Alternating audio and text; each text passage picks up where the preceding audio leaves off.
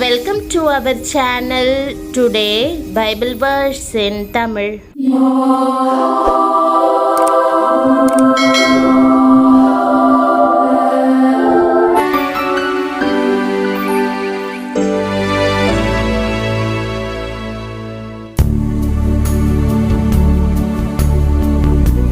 இன்றைய வசனம் பிலிப்பியர் 2 அதிகாரம் 13 வசனம்.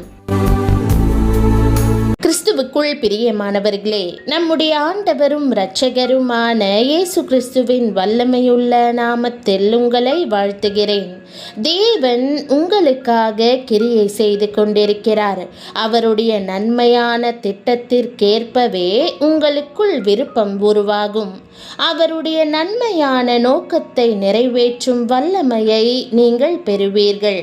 உங்கள் சந்தோஷத்தில் மெய்யான மகிழ்ச்சி கிடைக்காது. ஆனால் தேவனுக்கு பிரியமான காரியங்கள் பரிபூரண ஆசீர்வாதத்திற்கு நேராக உங்களை வழிநடத்தும். பிரியமானவர்களே, தேவனே தம்முடைய தயவுள்ள சித்தத்தின்படி விருப்பத்தையும் செய்கையையும் உங்களில் உண்டாக்குகிறவராய் இருக்கிறார் என்ற வாக்குதத்த வசனத்தை இன்று நாம் தியானிப்போம். ஆம், இந்த வசனம் கூறுகிறபடி அவருடைய நன்மையான திட்டத்திற்கேற்ப உங்களுக்குள் விருப்பம் உருவாகும். அந்த நன்மையான நோக்கத்தை நிறைவேற்றும் வல்லமையை நீங்கள் பெற்றுக்கொள்ளவும் தக்கதாக தேவன் கிரியை செய்வார். ஆகவே சந்தோஷமாயிருங்கள். எல்லாமே தேவனுடைய ஆளுகைக்குள் இருக்கிறது. ஆண்டவரால் எப்போது உங்களுக்குள் கிரியை செய்ய முடியும்? தேவன் உங்கள் வாழ்க்கையை குறித்து நன்மையான நோக்கம் கொண்டிருக்கிறார் என்பதை முதலாவது நீங்கள் உணர்ந்து கொள்ள வேண்டும். வாழ்க்கையில் சில காரியங்கள் தவறி போயிருக்கலாம். உங்களை சுற்றிலும் மோசமான காரியங்கள் நடந்து கொண்டிருக்கலாம். நீங்களும் கூட அவமானத்தின் வழியாக கடந்து செல்ல நேரிட்டிருக்கலாம். பலவற்றை இழந்திருக்கலாம். தேவன் இதை ஏன் அனுமதிக்கிறார் தெரியுமா? நீங்கள் வெறுமையாகும்படியே அனுமதிக்கிறார். உங்கள் பலத்தின் மீது நீங்கள் கொண்டிருக்கும் நம்பிக்கை அகன்று போகும். அப்படித்தான் உங்கள் வாழ்க்கையில் தேவன் கிரியை செய்ய தொடங்குகிறார். உங்களை தம்மால் நிரப்பும்படி தேவன் முதலாவது உங்களை வெறுமையாக்குகிறார். அப்போது அவருடைய நல்ல நோக்கம் உங்கள் வாழ்க்கையிலும் உங்கள் வாழ்க்கை மூலமாகவும் நிறைவேறும். தேவனுடைய சித்தத்தை செய்கிறவர்கள் மட்டுமே என்றென்றைக்கும் நிலைத்திருப்பார்கள். மனுஷனும் அவனுடைய திட்டங்களும் ஒருபோதும் நிலைத்திருக்காது.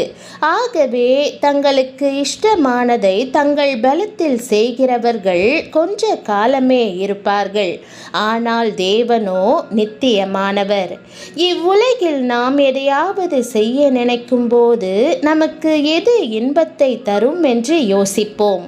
இதன் மூலமாக எனக்கு சந்தோஷமும் மகிழ்ச்சியும் கிடைக்குமா என்று கேட்போம்.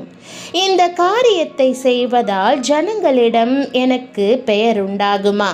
நான் மகா உயரங்களை அடைவேனா என்று யோசிப்போம். நம்முடைய சொந்த இன்பத்தை குறித்தே யோசிப்பது இயல்பு.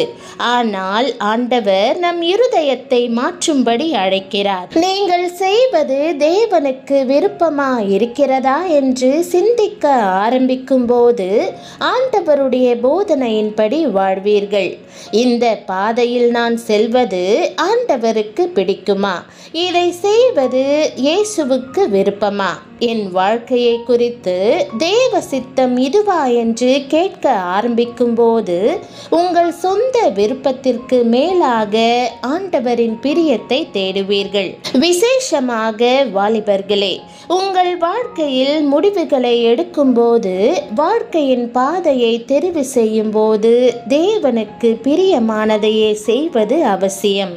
ஆண்டவர் தாமே பிரியமாகி உங்களை ஆசிர்வதிப்பார்.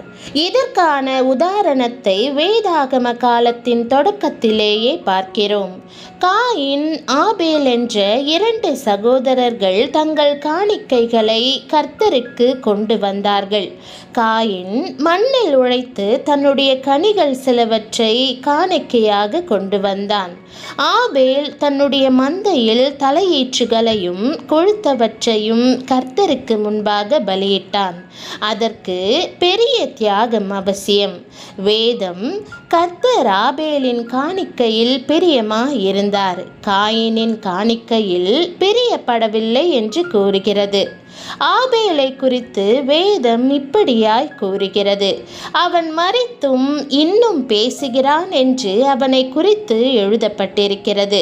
இயேசுவை குறித்த காரியமும் அப்படியே இருக்கிறது. இயேசுவும் தேவனாக தாம் கொண்டிருந்த அதிகாரம், பலன், இரத்தம், சரீரத்திலிருந்த ஜலம், கீர்த்தி, ஆரோக்கியம், மகிமை, ஐஸ்வர்யம் எல்லாவற்றையும் வெறுமையாக ஒப்பு கொடுத்து தம்மையே சிலுவையில் பலியாக அர்ப்பணித்தார். உங்கள் வெறுமையான வாழ்க்கையை புரிந்து கொள்ளும்படி, உங்களை வெறுமையாக்கும் நேரத்தில் உதவும்படியே இயேசு அவ்வாறு செய்தார். ஆனால் மரித்து 3ஆம் நாளில் இயேசு மறுபடியும் ஜீவன் பெற்றார். இப்போது இயேசு நித்தியமாய் ஜீவிக்கிறார்.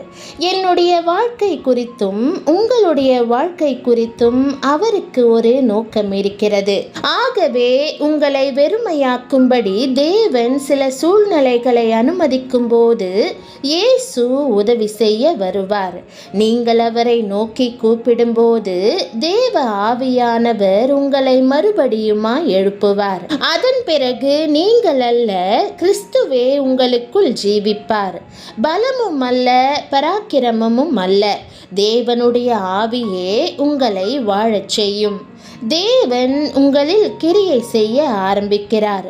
உங்கள் மாம்ச விருப்பத்தின்படி அல்ல, தேவனுடைய விருப்பத்தின்படியே காரியங்களை செய்யக்கூடிய வாஞ்சையை உங்களுக்கு தருகிறார். செயல்படும் வல்லமையை உங்களை நேசிக்கும் இயேசு கிறிஸ்துவின் மூலமாக ஜெயம் கொள்ளும் வல்லமையை தருகிறார். நீங்கள் முற்றும் ஜெயம் கொள்ளுகிறவர்களாகிறீர்கள்.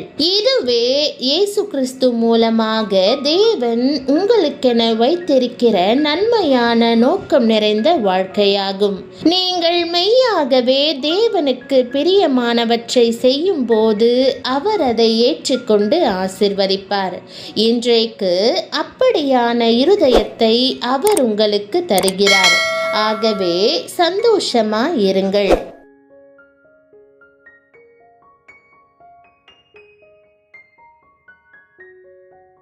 ஜெபம். அன்பின் ஆண்டவரே, இந்த அருமையான வாக்குத்தத்தத்திற்காக உம்மை ஸ்தோத்தரிக்கிறேன். என் வாழ்க்கைக்கென நீர் நன்மையான நோக்கத்தை வைத்திருக்கிறீர் என்று விசுவாசிக்கிறேன். நீர் என்னை வெறுமையாக்கும்படி ஜெபிப்பதற்காக உம்முடைய சிலுவை முன்னே வருகிறேன்.